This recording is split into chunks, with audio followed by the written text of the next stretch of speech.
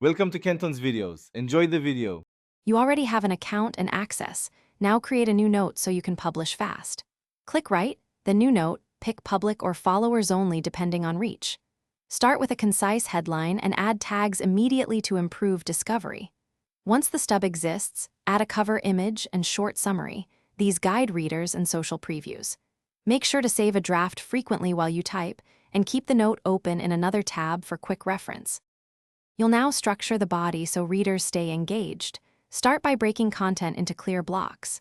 Use header blocks to create hierarchy, then add images and embeds to illustrate points, drag blocks to reorder as the flow improves. Once done, apply inline emphasis and links to sources. If you share code or quotes, use the dedicated blocks. Make sure to preview in mobile and desktop modes, adjusting paragraphs and image sizes so that you're ready to publish. Pick Publish Now or Schedule for a later date, and decide whether to send this as a newsletter to subscribers.